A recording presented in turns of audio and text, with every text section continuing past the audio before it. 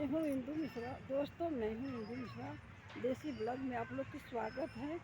मैं आई हूँ पार्क में घूमने के लिए, तो मैं सोची थोड़ा ब्लॉग कर लूँ और आप लोग के बीच में गाना मैं गाऊँ। अगर अच्छा लगे तो कमेंट करना, लाइक करना, सब्सक्राइब करना ज़रूर करना। आप लोग के प्यार पाने के लिए मैं इच्छुक हूँ। अपना प्यार ज़रूर देते रहिएगा।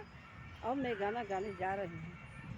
छोट लगवले बिया झगरा, छोटकी नदिया लगवले बिया झगरा, छोटकी नदिया लगवले बिया झगरा, छोटकी नदिया लगवले बिया झगरा, छोटकी नदिया, छोटकी नदिया जनमवा के बैरी, छोटकी नदिया जनमवा के बैरी लगवले बिया झगरा, छोटकी नदिया लगवले बिया झगरा, छोटकी नदिया। भैया से अपना पर फोन पर बतियवले, भैया पे अपन फोन पर बतियवले लगवले बिया झगड़ा। आई दैया दैया लगवले बिया झगड़ा, ए दैया दैया लगवले बिया झगड़ा, छोटकी नदिया लगवले बिया झगड़ा, छोटकी नदिया।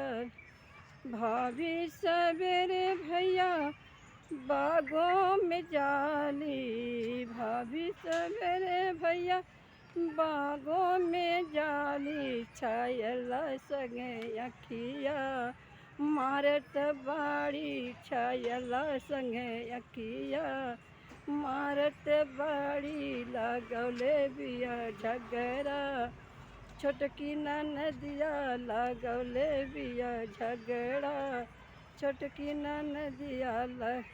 फोनवा पर ओहो जे खूब बतियावे, फोनवा पर ओहो खूब बतियावे लगवले बिया लैया, छोटकी नदिया लगवले बिया लैया, छोटकी नदिया लगवले बिया झगड़ा। अहि दैया दैया लगवले बिया झगड़ा, अहि दैया दैया लगवले बिया झगड़ा।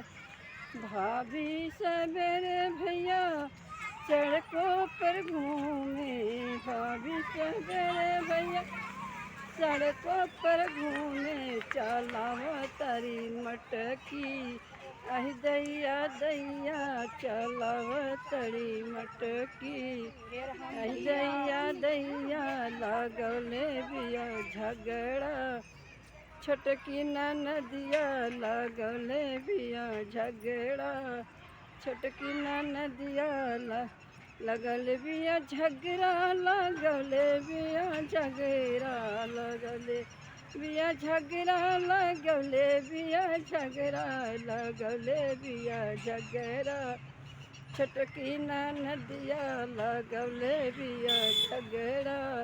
गोड़ तोरे लागिल पैया परिले, गोड़ तोरे लागिल पैया परिले, समझ बलमु बतिया, है दैया दैया समझ बलमु बतिया, है दैया दैया लगवले बिया झगड़ा, छोटकी नदिया लगवले बिया झगड़ा, छोटकी नदिया।